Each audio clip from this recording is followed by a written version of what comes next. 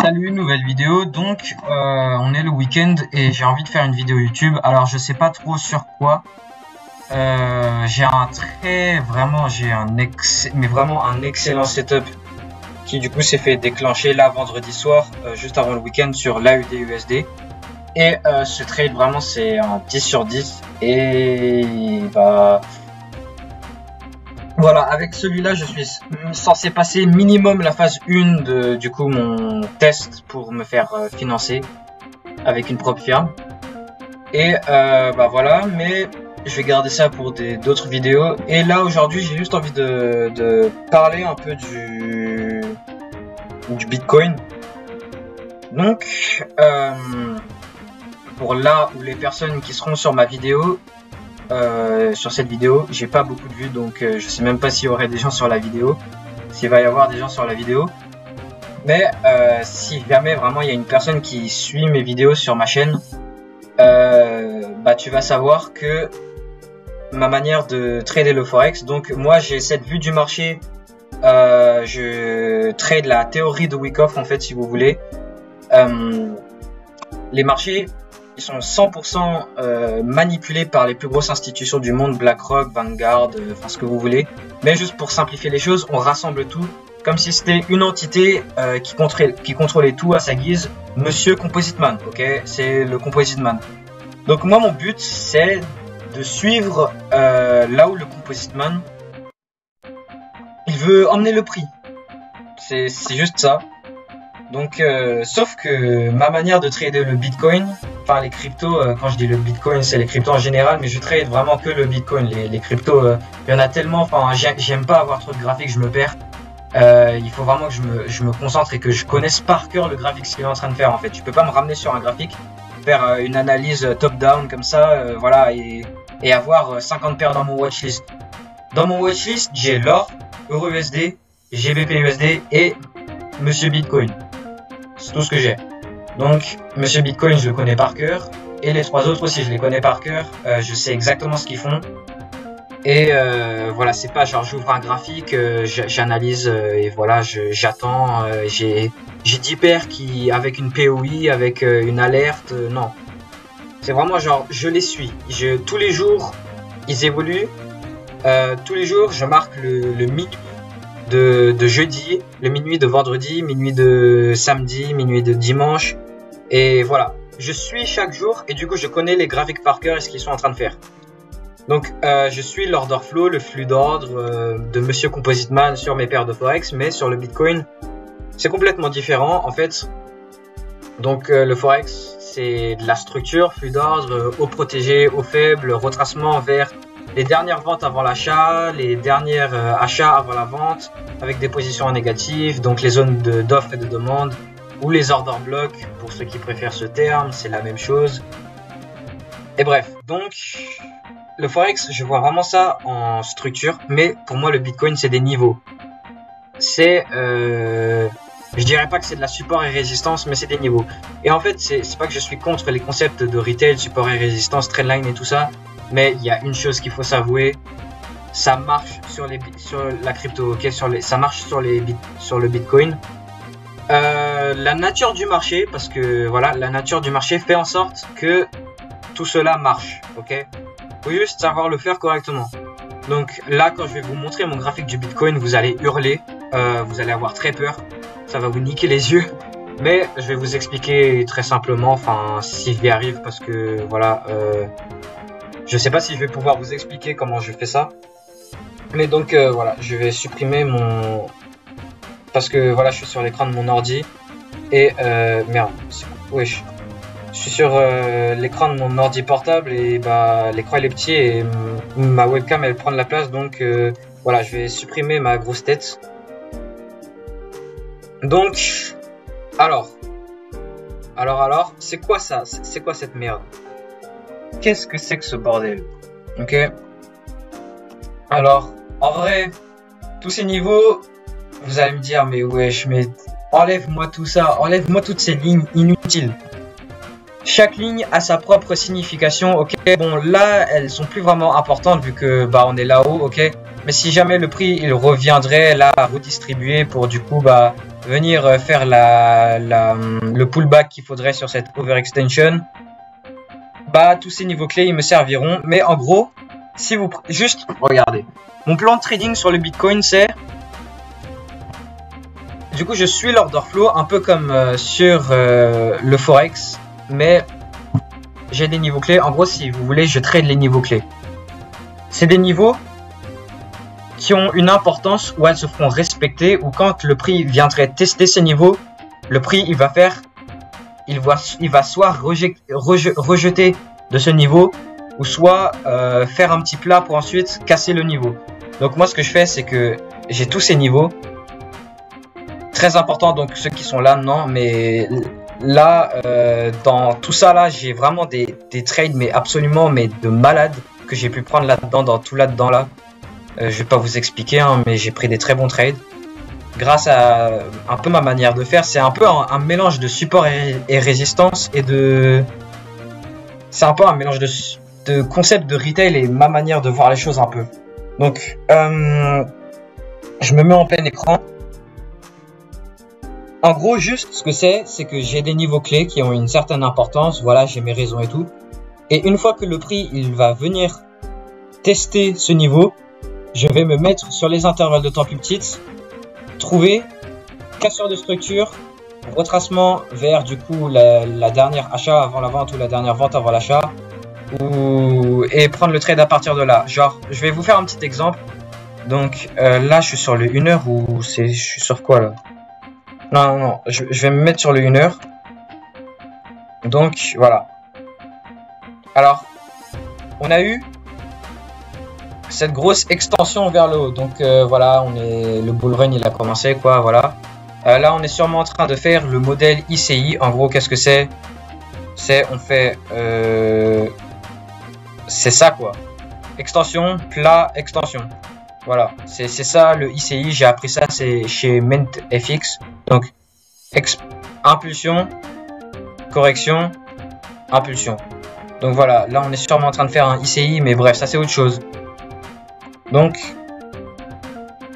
moi ce que je voyais c'était une potentielle distribution pour du coup juste faire le pullback qu'il faudrait sur cette grosse extension vraiment énorme.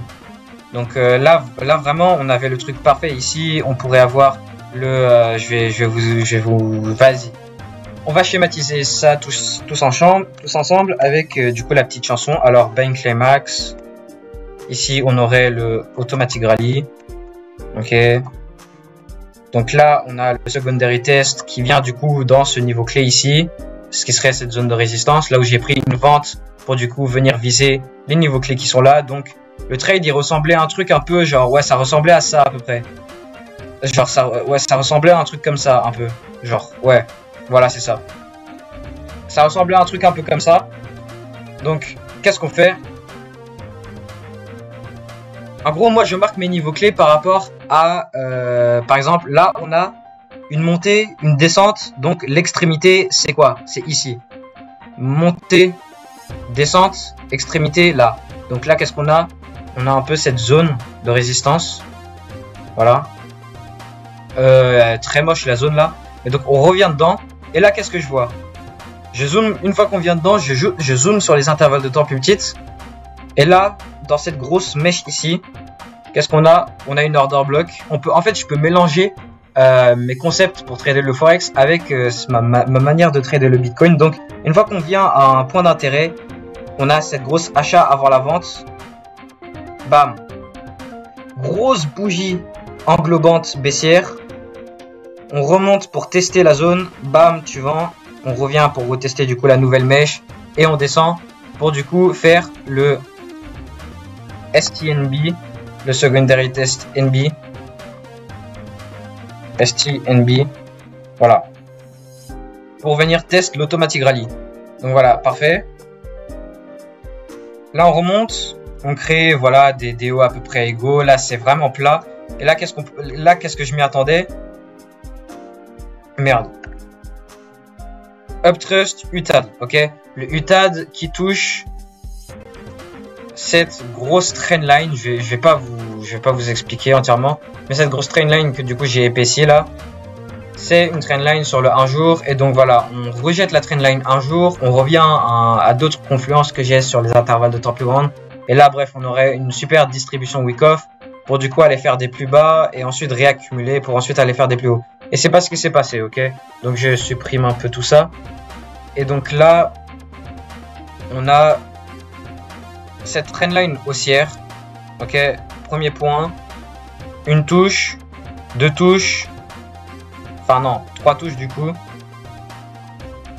Bam, on monte, on reteste donc la zone avec beaucoup de volume. Vente avant l'achat, on revient test, et bam, on monte, ok?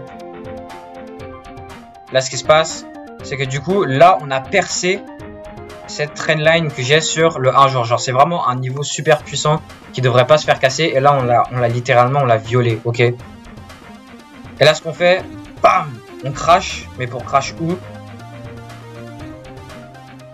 Cette range, cette range. On revient entre le 79% et le 88,6%. Ok? Donc voilà, super. Et là, juste là, c'est une tendance haussière. Donc, oubliez tout ce bordel de potentielle redistribution. Non. On est sur cette vraiment tendance haussière, ok? Ce canal, ok? Et là, vraiment, on monte. Donc là, on a recrash vite fait pour revenir tester ce qu'on aurait là-dedans avec... Bon, je vais aller manger là, parce qu'il y a mon daron qui m'appelle pour aller graille. Mais bref, donc... je vais couper la vidéo et je vais reprendre juste après. Ok, bon, allez.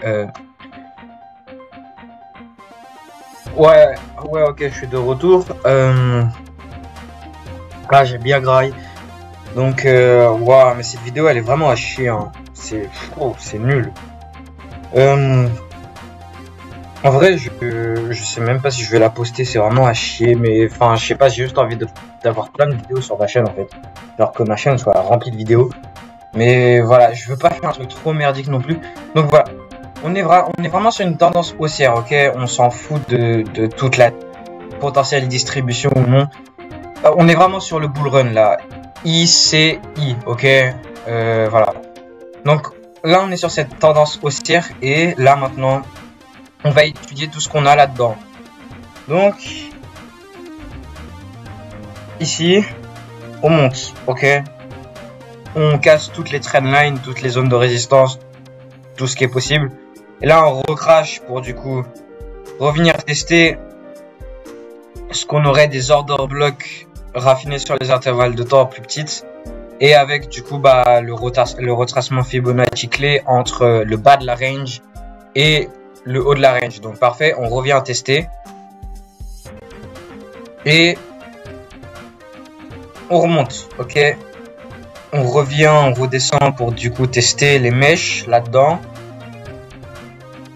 Et là on remonte et on casse du coup la structure de ce haut qui est là. On casse, donc qui la casse? On a cette dernière vente avant l'achat avec beaucoup de volume vendeur. On a plus de volume vendeur que d'acheteur, je crois. Donc voilà, ça c'est parfait. Donc voilà, le Composite Man des positions en négatif. On a du déséquilibre là-dedans aussi. Parfait, parfait. Et donc, on crée plein de liquidités à prendre en dessous de tous ces bas. Donc là, en dessous de tous ces bas, on a plein de liquidités vendeurs. Le Composite Man, il vient, il ferme ses positions en négatif. Il est là-dedans. Il achète. Comment il fait pour acheter? Bah là, il a pris toute sa contrepartie en vente. Et donc voilà, en fait, le seul problème, c'est que là, du coup, on casserait du coup cette trendline qu'on a formée ici. Voilà, une touche, deux touches, trois touches. Quatrième touche au niveau de la zone, elle serait là. Sauf que là, bah là, on est en train de ranger. Donc, ouais.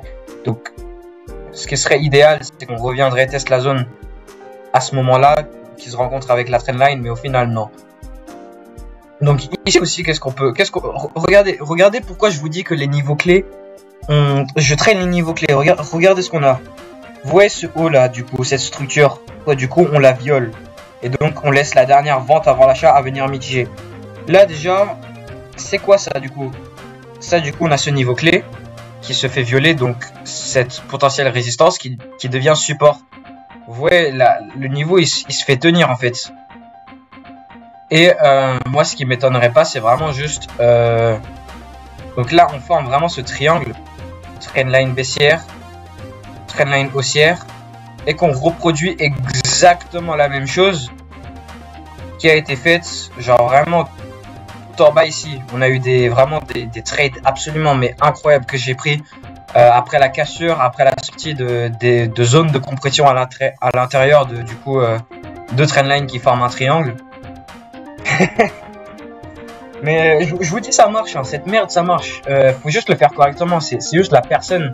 C'est la personne qui trade, c'est pas la manière de trader qui marche. Tu peux trader comme tu veux, tu peux trader n'importe quoi, ça va marcher. C'est juste la personne qui trade.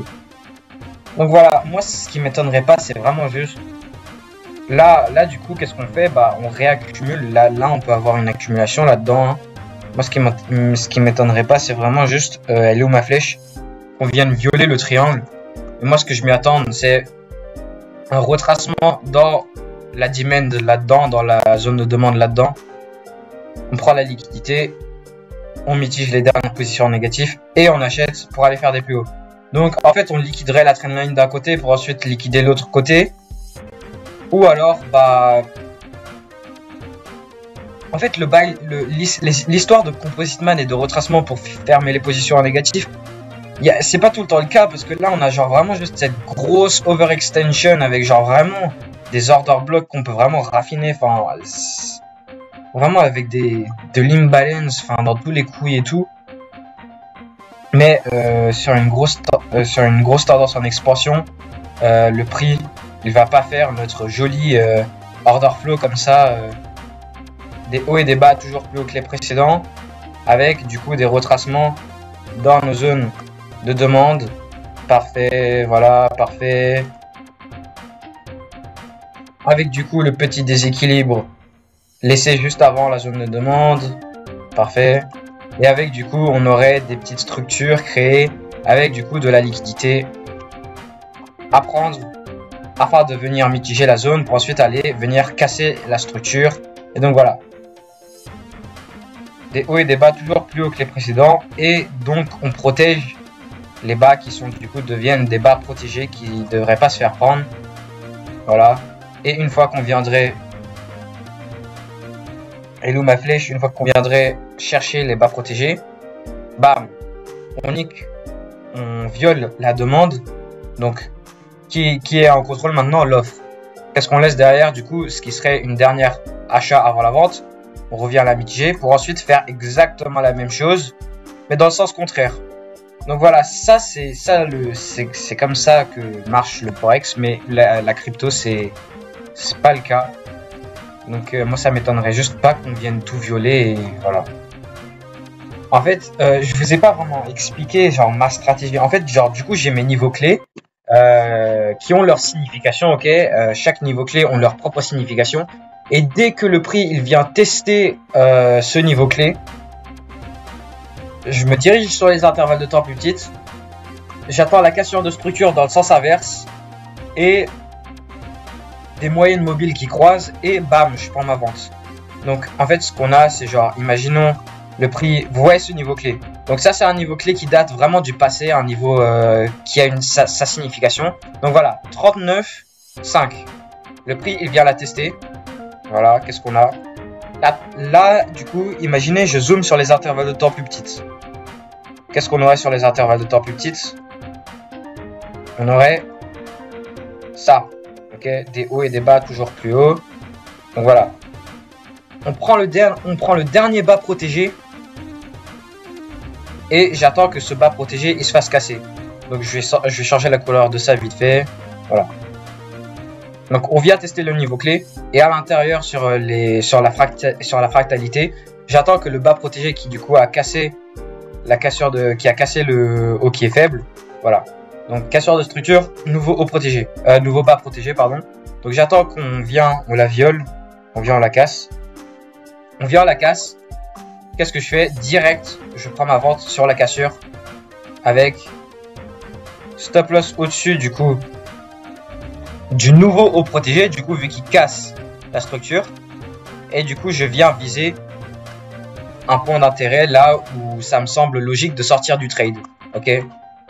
Donc, et pourquoi est-ce que je prends mon trade directement sur la cassure de structure et pas j'attends un retracement dans du coup la dernière zone de demande qui serait laissée, la dernière zone d'offre pardon, qui serait laissée là-haut. Pourquoi est-ce que je prends pas mon trade de là? Du coup ça serait comment je ferais le forex, parce qu'en fait la crypto, le bitcoin il va pas toujours venir mitiger le entre guillemets là où le composite man il a ses positions en négatif, parce que concept de composite man tout ça ça se fait pas trop respecter sur le bitcoin en fait, genre. Donc voilà, si on viendrait vraiment violer le triangle vers le haut, ça m'étonnerait pas du tout. Et en fait ce que je fais c'est que du coup pour chaque nouvelle journée, vous voyez ici j'ai du volume, j'ai des profils de volume. Et en gros là du coup on a minuit, le nouveau minuit. Donc là donc voilà, non, minuit, le nouveau minuit.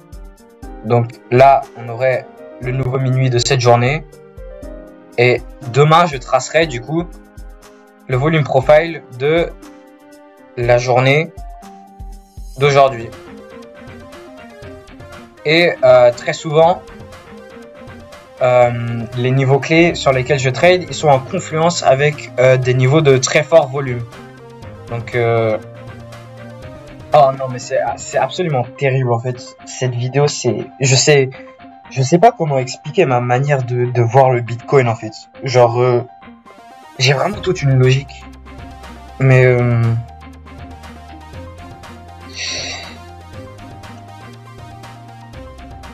j'ai vraiment toute une logique, mais genre wesh, 10 minutes, trop longue la vidéo.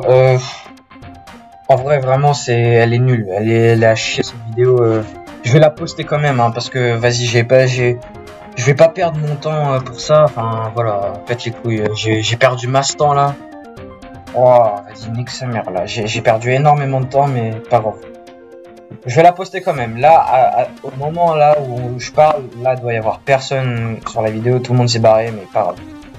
Donc ouais, voilà, j'en ai marre de filmer cette vidéo. Je sais même plus ce que je suis en train de raconter. Hein.